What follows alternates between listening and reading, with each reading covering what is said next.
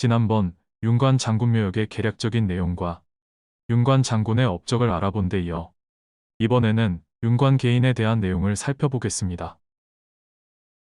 흔히 군사적인 업적과 장군이라는 호칭 때문에 윤관을 무신으로 아는 사람들이 많지만 실은 문과에 급제한 문관 출신입니다. 참고로 고려의 강감찬 장군, 조선의 김종서, 권율 장군도 모두 문과 출신이며 왕자의 난으로 인해 무인 기질이 강하다는 선입견을 주는 태종 이방원도 실은 문과 출신입니다. 대대로 무인 집안이었던 태조 이성계는 이방원이 문과에 합격했다는 소식을 들었을 때 버선발로 마중을 나왔을 정도입니다.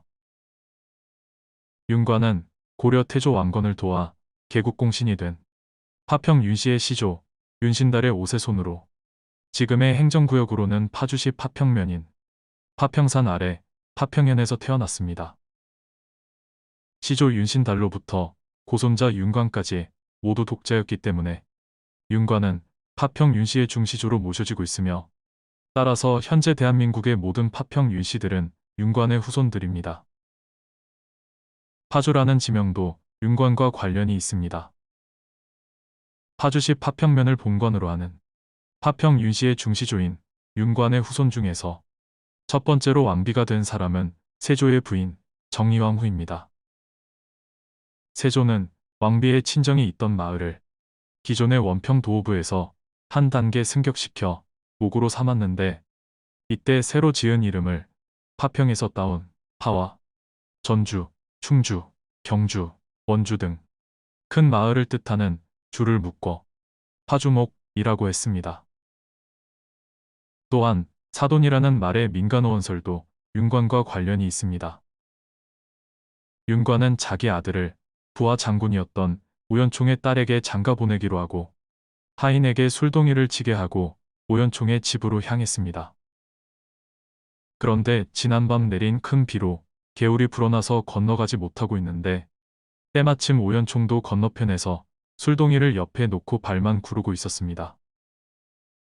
이에 두 사람은 시냇가의 등걸나무에 자리를 잡고 걸터앉아 서로에게 잔을 권하거나 머리를 숙이며 공손히 술잔을 받는 신용을 하면서 술을 마셨습니다. 이때부터 사람들 사이에서는 혼인 관계를 맺자는 말로 등걸나무의 한자인 사자와 머리 조아릴 돈자를 합성하여 사돈이라는 말을 만들었다고 합니다. 윤관 장군묘는 예로부터 풍수지리상 천하명당으로 소문난 곳입니다.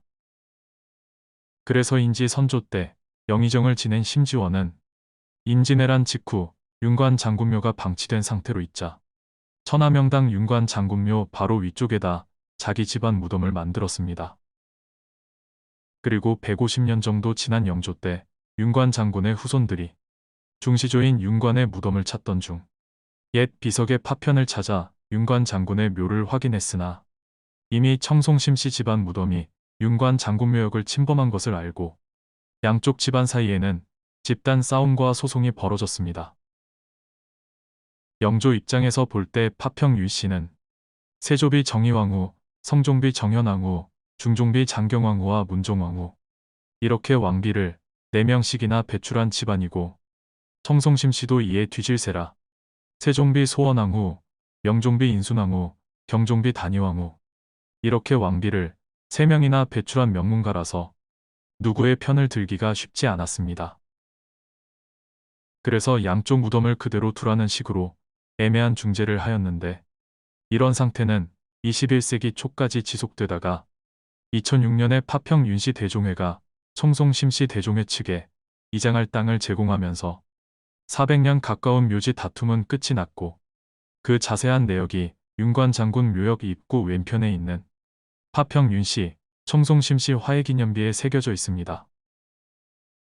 한편 윤관이 동북 구성을 둘러싸고 여진족과 치열한 전투를 벌이다가 사방이 포위되어 죽을 고비를 맞았는데 이때 포위망을 돌파하여 강을 건너려고 할 때 잉어떼가 나타나 다리를 만들어 주어 무사히 강을 건너게 도왔다는 설화가 있습니다.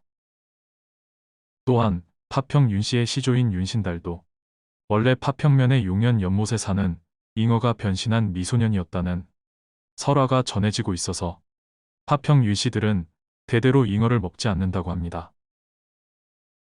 오늘은 여기까지입니다.